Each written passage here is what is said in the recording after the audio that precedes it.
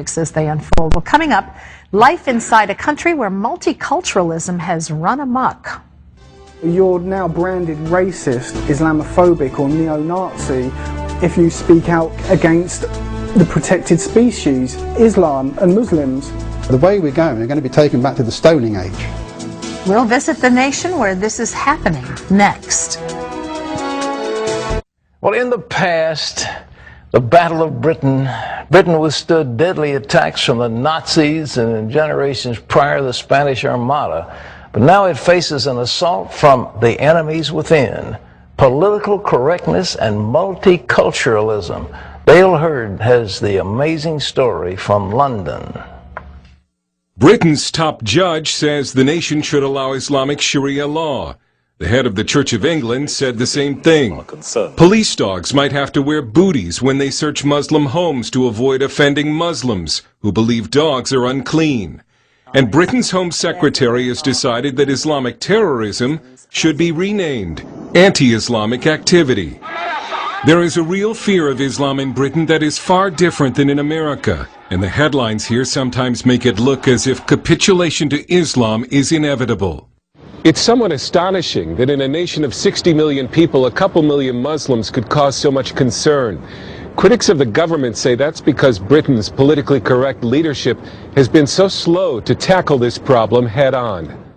So-called hate speech is illegal in Britain, but it depends on who is doing the hating. When these British citizens protested the Mohammed cartoons at the Danish embassy in London in 2006, they expressed their allegiance to terrorists. They called for beheadings and nuclear attacks. British police arrested no one until there was a public uproar. Compare that to when a British news program exposed violent rhetoric in local mosques. British police initially decided to charge not the radical imams who were promoting violence and bigotry, but the news program that did the report for allegedly stirring up racial hatred.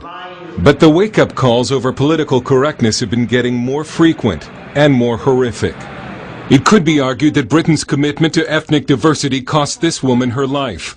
Banaz Mahmoud's family tried repeatedly to kill her because she left an arranged marriage and allegedly stained the family honor. Banaz recorded this video account from a hospital bed the first time her family tried to kill her. She also went to British police several times asking for help, but they ignored her because police thought they should respect ethnic diversity and not get involved. Banaz was finally murdered by her father and uncle, stuffed into a suitcase and buried in this backyard.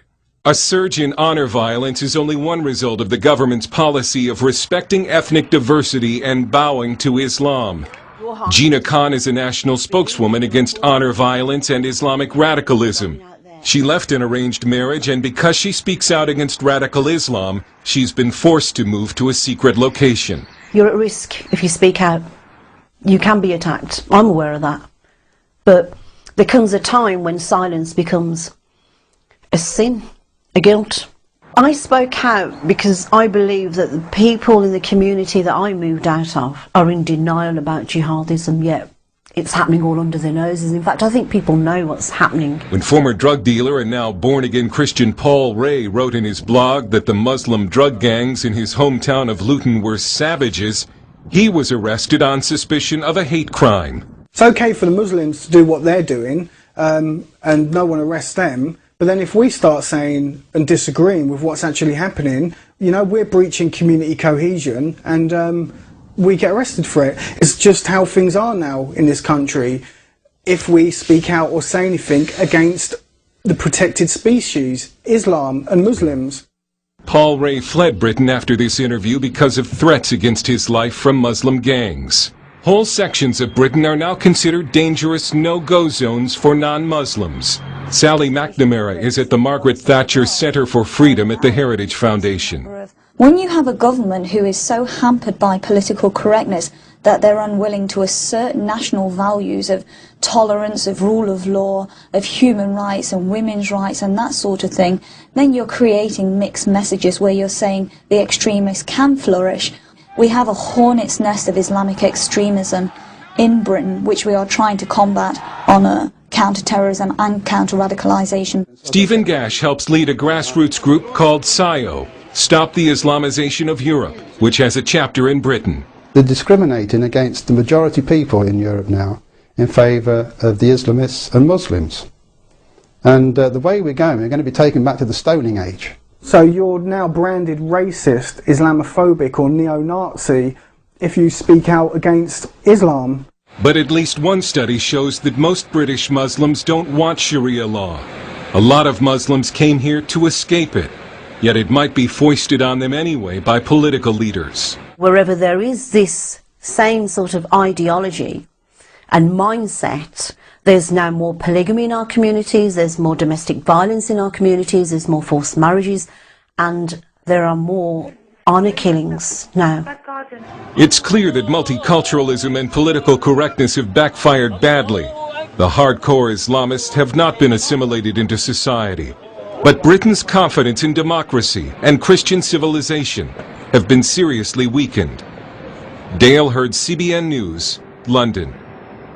Thanks, Dale. Terry, that's so alarming, and it just grieves you because the British have such great traditions of freedom, and to see, actually, they were targeted. The Muslims targeted Britain. They literally wanted to take Britain over. And if the Brits just hold steady and let it happen, then they're going to, these small minorities are going to succeed. But there's a clear, if I can use the term plot, plan, whatever, to take that country over. I think what's disturbing about it is you clearly can see what's happened. Oh. What you can't see is that there's any kind of a plan to counter that in place. When the British have lost their faith in Christianity, then they're wide open to anything to come in. And unless you're unavowedly Christian, you're going to be subject and submissive to so many things. But just think of all these Muslims who came to Britain to get away from Sharia, and now the Archbishop of Canterbury and others are saying, well, we might be having Sharia. Well, who in the world wants to have Sharia in a modern European country? But that's going to be forced on people. No, well, wake up! Smell.